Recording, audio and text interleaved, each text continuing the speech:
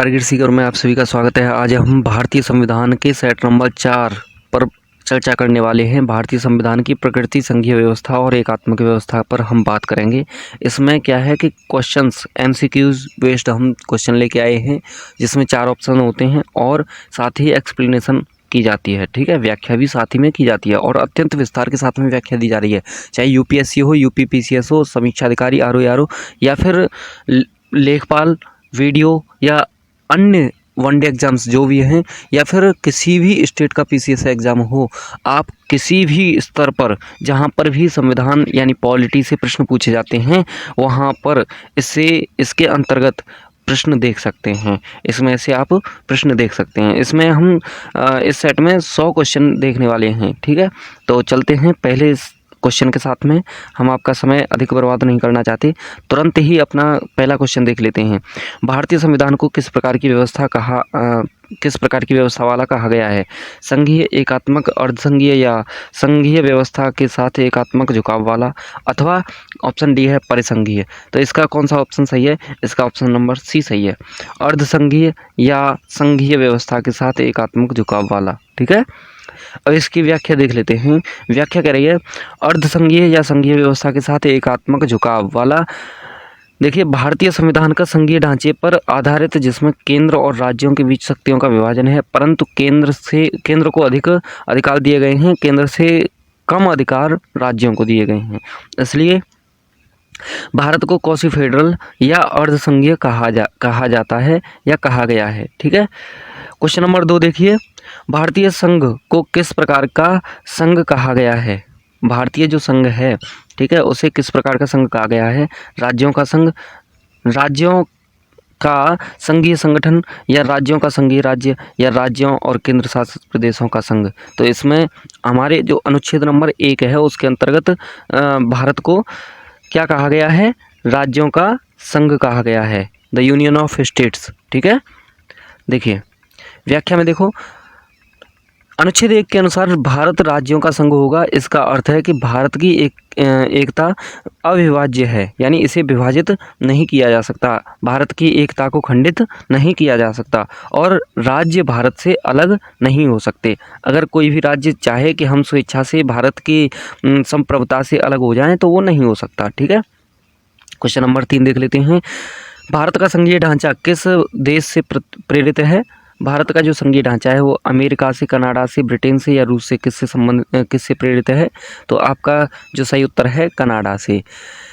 भारत ने कनाडा से संघीय व्यवस्था का विचार अपनाया था, जिसमें केंद्र को अधिक शक्तियां दी गई हैं। इससे संघीय व्यवस्था के साथ एकात्मक झुकाव कहा जाता है। क्वेश्चन नंबर 4 देख लेते हैं। भारत के जो संविधान है, संविधान के अनुसार भारत का क्षेत्र किन किन से मिलकर बनता है? केवल राज्यों से, केवल केंद्र शासित प्रदेशों से, केवल राज्यों, केंद्र शासित प्रदेश और अधिकृत क्षेत्रों से, या केवल केंद्र शासित प्रदेशों और अधिकृत क्षेत्रों से? तो इसका सही उत्तर है option number C. Option number C के अंतर्गत कहा गया है राज्यों, केंद्र शासित प्रदेश और अधिकृत क्षेत्र, यानी स्टेट्स, यूनियन टेरिटरीज, और जो कोई भी हमने अपने अधिकार क्षेत्र में स्टेट लिया है, या कोई भी भूमि या कोई भी राज्य अपने अधिकार में लिया है भारत सरकार ने, वो भी इसके अंतर्गत आएगा। ठीक है, क्वेश्चन नंबर इसका चौथे का एक्सप्लेनेशन देख लेते हैं।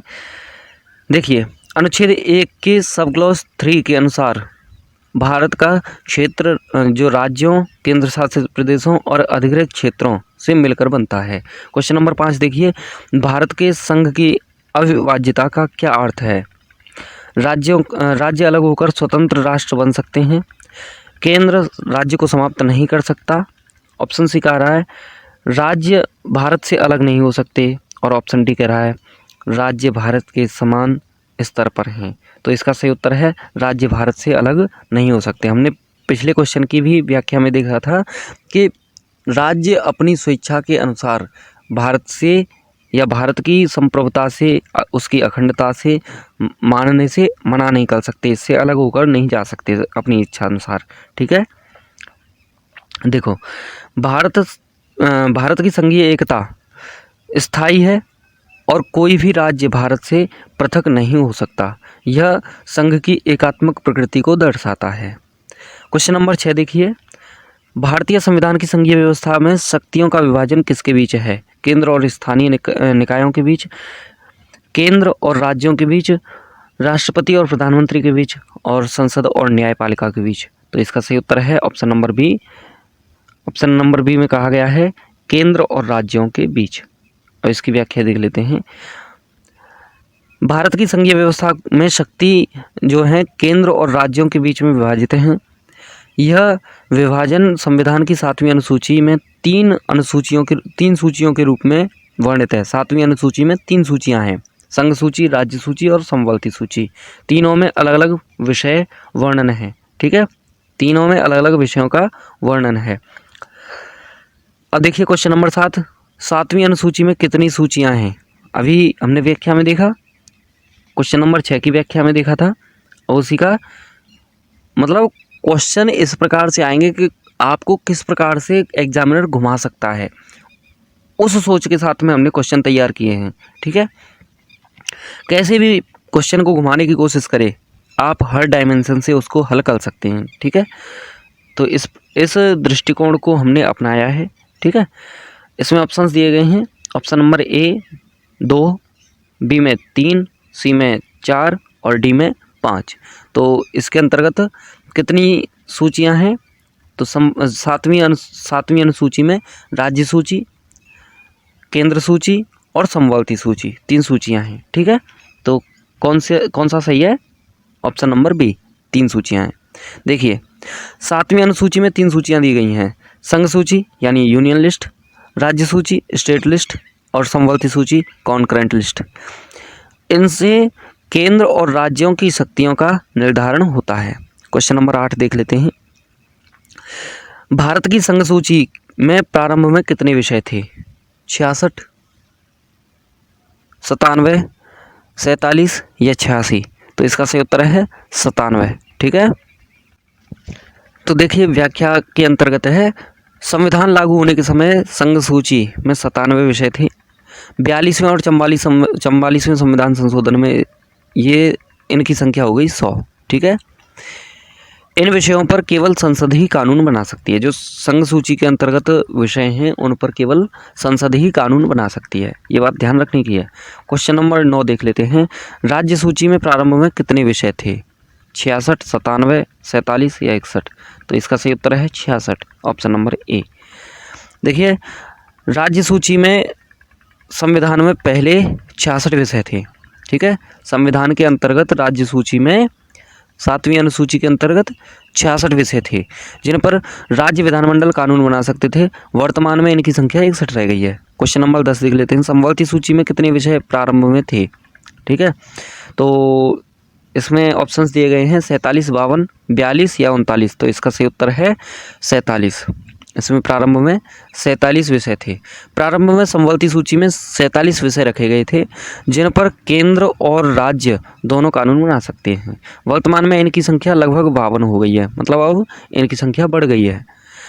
क्वेश्चन नंबर 11 कह रहा है यदि किसी विषय पर केंद्र और राज्य दोनों कानून बना दें तो कौन सा कानून प्रभावी होगा? मतलब एक ही विषय पर समवर्ती सूची के अंतर्गत या अलग अलग स्तर पर, ठीक है, अपने अपने स्तर पर कानून बना देते हैं। ठीक है, तो कौन सा कानून या किसका कानून ज़्यादा प्रभावी होगा? केंद्र का कानून ज़्यादा प्रभावी होगा या राज्य का कानून? तो ऑप्शंस दिए गए हैं, राज्य का, केंद्र का, या जो पहले बना हो, या दोनों। तो इसका सही उत्तर है केवल केंद्र का जो कानून है वह अधिक प्रभावी माना जाएगा।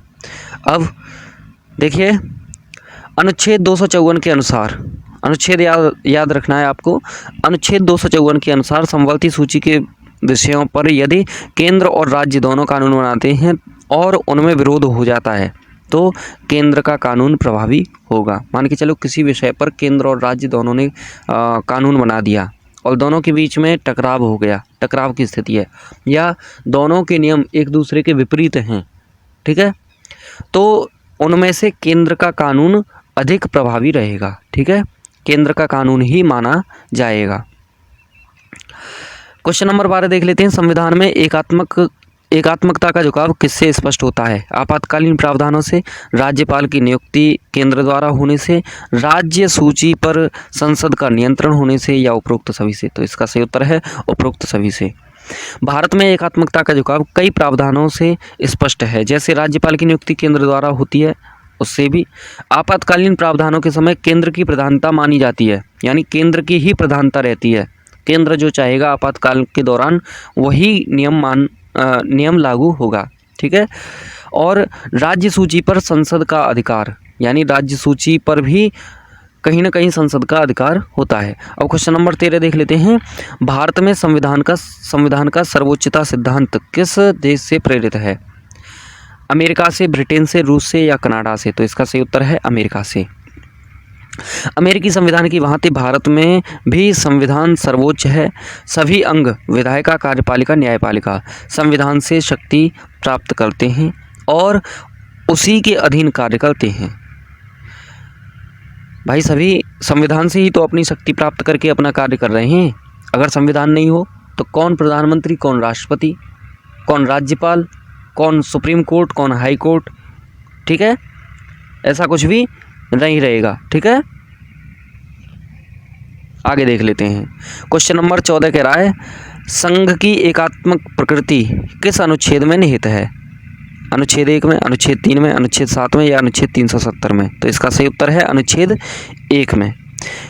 देखिए, अनुच्छेद 1 भारत को राज्यों का संघ घोषित करता है, जो यह स्पष्ट करता है कि भारत की एकता अविभाज्य है और राज्यों से पृथक नहीं हो सकते।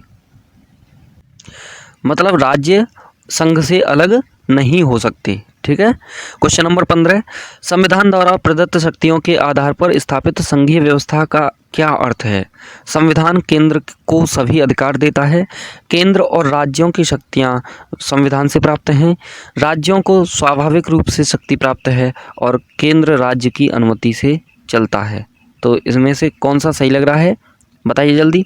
संविधान केंद्र को सभी अधिकार देता है, या केंद्र राज्यों की शक्तियां संविधान से प्राप्त हैं। केंद्र और राज्यों की शक्तियां, तो यही सबसे अधिक सही लग रहा है, ठीक है। ऑप्शन नंबर भी सही है। केंद्र और राज्यों की शक्तियां संविधान से प्राप्त हैं। भारत में केंद्र और राज्य दोनों की शक्तियां संविधान द्वारा प्रदत्त हैं। अतः न तो केंद्र और ना ही राज्य संविधान से परे या ऊपर है। मतलब न तो केंद्र ही संविधान के ऊपर है, संविधान से बाहर जाकर कोई कार्य कर सकता है, और ना ही राज्य संविधान से बाहर जाकर कोई काम कर सकता है, ठीक है। इससे ऊपर नहीं हो सकता। क्वेश्चन 16 कह रहा है, भारत की संघीय व्यवस्था में संविधान सर्वोच्च क्यों है? क्योंकि ऑप्शन दिए गए हैं, क्योंकि यह न्यायपालिका द्वारा संचालित है, क्योंकि यह राजा द्वारा दिया गया है, क्योंकि यह जनता द्वारा स्वीकृत है और सभी संस्थाएं इससे शक्ति प्राप्त करती हैं, या क्योंकि संसद इसे बदल नहीं सकती। तो इसका सही उत्तर है क्योंकि जनता द्वारा स्वीकृत है, क्योंकि यह जनता द्वारा स्वीकृत है और सभी संस्थाएं इससे शक्ति प्राप्त करती हैं। इसका सही उत्तर है। व्याख्या देखो, संविधान ही शासन की रूपरेखा निर्धारित करता है। सभी अंग, विधायिका, कार्यपालिका, न्यायपालिका संविधान से शक्ति ग्रहण करते हैं, अतः संविधान सर्वोच्च है। अब क्वेश्चन नंबर 17 देख लेते हैं। भारत के संघीय ढांचे में कौन सा तत्व अमेरिका से भिन्न है? लिखित संविधान, सर्वोच्च न्यायपालिका, राज्यों की अविभाज्यता, या शक्तियों का विभाजन। तो इसका सही उत्तर है राज्यों की अविभाज्यता। अमेरिका में राज्य संघ से पृथक हो सकते हैं, पर भारत में राज्य भारत से अलग नहीं हो सकते। भारत की जो शक्ति सीमा है उससे बाहर नहीं जा सकते। यही कारण है कि भारत की संघीय व्यवस्था अविभाज्य संघ पर आधारित है, ठीक है। क्वेश्चन नंबर 18 देख लेते हैं। क्वेश्चन नंबर 18 कह रहा है, भारतीय संविधान को लचीला भी कहा जा सकता है और कठोर भी। यह किस कारण से है? मतलब ऐसा क्यों कहा जा सकता है? ऑप्शंस दिए गए हैं। संशोधन की मिश्रित प्रक्रिया के कारण, ऑप्शन बी है संसद की सर्वशक्तिमत्ता के कारण, ऑप्शन सी है न्यायपालिका की निर्भरता के कारण, और ऑप्शन डी है संघीय प्रणाली के कारण। तो इसका सही उत्तर है संशोधन की मिश्रित प्रक्रिया के कारण। व्याख्या देख लेते हैं। व्याख्या में करा है कि भारतीय संविधान में कुछ संशोधन बहुत सरल बहुमत से और कुछ विशेष बहुमत प्लस राज्यों की सहमति से किए जाते हैं।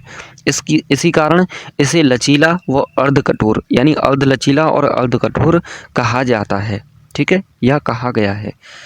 क्वेश्चन नंबर 19 देख लेते हैं। क्वेश्चन नंबर 19 कह रहा है भारत की संघीय व्यवस्था की प्रमुख विशेषता क्या है? ऑप्शन ए दोहरी नागरिकता, ऑप्शन बी संविधान की सर्वोच्चता, ऑप्शन सी राज्यों की पूर्ण स्वतंत्रता और ऑप्शन डी राजशाही शासन। तो इसका सही उत्तर है ऑप्शन नंबर बी संविधान की सर्वोच्चता। भारत में संविधान सर्वोच्च है, सभी अंग उसी के अधीन कार्य करते हैं। सभी अंग मतलब जितने भी निकाय हैं, जितने भी डिपार्टमेंट हैं, जितने भी विभाग हैं, वे सभी इसी के अंतर्गत कार्य करते हैं। यह संघीय व्यवस्था की बुनियादी विशेषता है। ठीक है। क्वेश्चन नंबर 20 कह रहा है भारत में एकात्मकता का झुकाव क्यों कहा जाता है? केंद्र की शक्तियाँ अधिक हैं, राज्यों की शक्तियाँ समान हैं, या राष्ट्रपति राज्यों को समाप्त नहीं कर सकता, अथवा राज्यों को स्वतंत्र न्यायपालिका नहीं है। तो इसका सही उत्तर है ए केंद्र की शक्तियाँ अधिक हैं। व्याख्या देख लेते हैं। व्याख्या देखो, भारत में केंद्र के पास राज्यपाल की नियुक्ति, आपातकालीन शक्तियाँ, संसदीय नियंत्रण जैसे अनेक अधिकार हैं। इसीलिए इसे संघीय व्यवस्था के एकात्मक झुकाव वाला कहा गया है। क्वेश्चन नंबर 21 कह रहा है भारतीय संविधान में शक्तियों का वितरण की योजना किस अनुसूची में है? ऑप्शन ए पहली अनुसूची में, ऑप्शन बी दूसरी अनुसूची में, ऑप्शन सी 7वीं अनुसूची में और ऑप्शन डी 12वीं अनुसूची में। तो इसका सही उत्तर है 7वीं अनुसूची में। 7वीं अनुसूची के शक्तियों यानी 7वीं अनुसूची में शक्तियों के वितरण की योजना दी गई है, जिसमें संघ सूची, राज्य सूची और संवृत्ति सूची शामिल हैं या सम्मिलित हैं। क्वेश्चन नंबर 22 संघीय शासन प्रणाली में कौन सा तत्व आवश्यक होता है? ऑप्शन ए समान कानून व्यवस्था, ऑप्शन बी शक्ति का केंद्रीकरण, ऑप्शन सी केंद्र और राज्यों के बीच शक्तियों का विभाजन, ऑप्शन डी राज्यपाल की नियुक्ति। तो इसका सही उत्तर है केंद्र और राज्यों के बीच में शक्तियों का विभाजन। देखिए, संघीय शासन प्रणाली की सबसे प्रमुख विशेषता यही है कि केंद्र और राज्यों के बीच में शक्तियों का स्पष्ट रूप से विभाजन किया गया है, स्पष्ट रूप से विभाजित होती हैं, ताकि दोनों अपनी क्षेत्राधिकार में स्वतंत्र रूप से कार्य कर सकें। क्वेश्चन नंबर 23 देखिए, भारत का संघीय ढांचा किन सिद्धांतों पर आधारित है? शक्ति के केंद्रीकरण और विकेंद्रीकरण दोनों पर, समान शक्ति वितरण पर, या केवल केंद्र की प्रधानता पर, अथवा केवल राज्यों की स्वतंत्रता पर। तो इसका सही उत्तर है ऑप्शन नंबर ए शक्ति के केंद्रीकरण और विकेंद्रीकरण दोनों पर। भारत की व्यवस्था संतुलित संघवाद पर आधारित है, और जहां कुछ शक्तियां केंद्र को एवं कुछ शक्तियां राज्यों को दी गई हैं। साथ ही पंचायतों और नगर पालिकाओं के माध्यम से विकेंद्रीकरण भी हुआ है। क्वेश्चन नंबर 24 देख लेते हैं। भारतीय संविधान की स्थानीय स्वशासन का उल्लेख किस संशोधन से जुड़ा है? जो स्थानीय स्वशासन के बारे में बताया गया है वो किस संविधान संशोधन के बारे में बताया गया है या किसके माध्यम से जोड़ा गया था?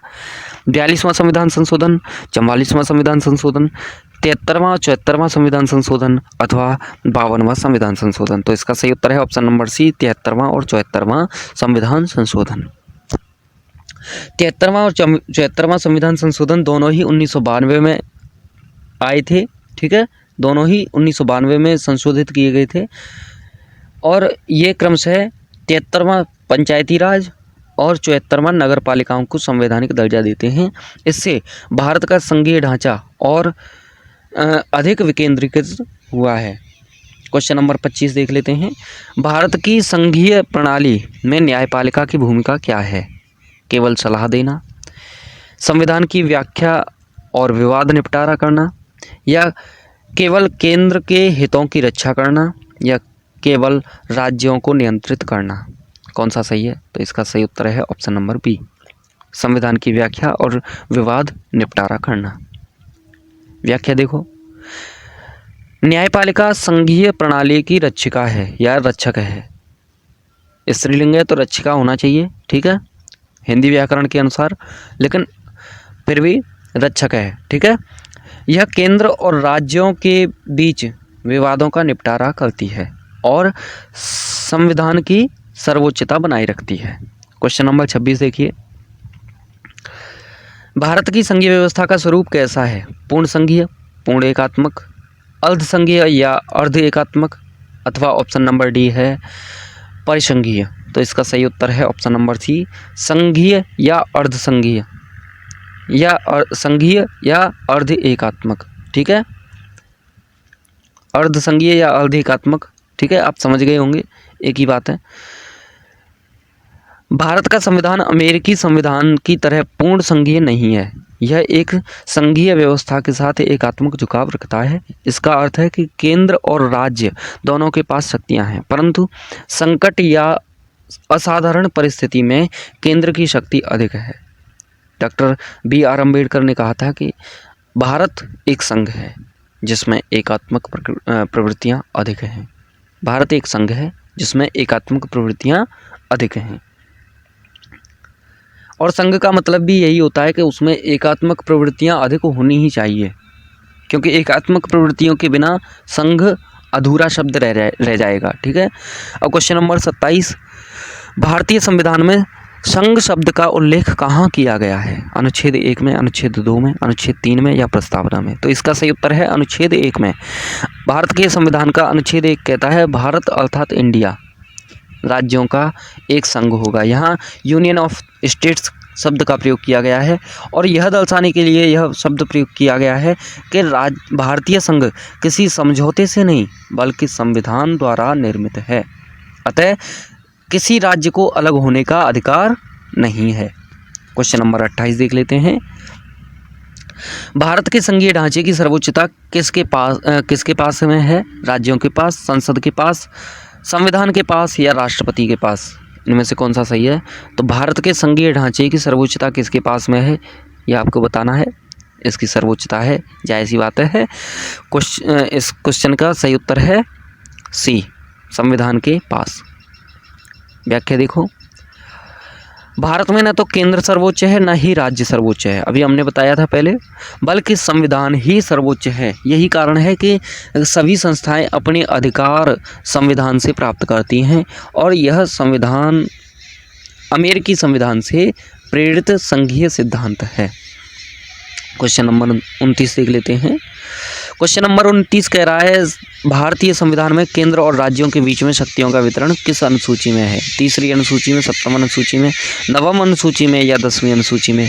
तो इसका सही उत्तर है सप्तम अनुसूची में, 7वीं अनुसूची में। व्याख्या देख लेते हैं, सप्तम अनुसूची में 3 सूचियां हैं, 7वीं अनुसूची में 3 सूचियां हैं, यूनियन लिस्ट, स्टेट लिस्ट और कॉन्करेंट लिस्ट। अब इसके अंतर्गत विषयों का भी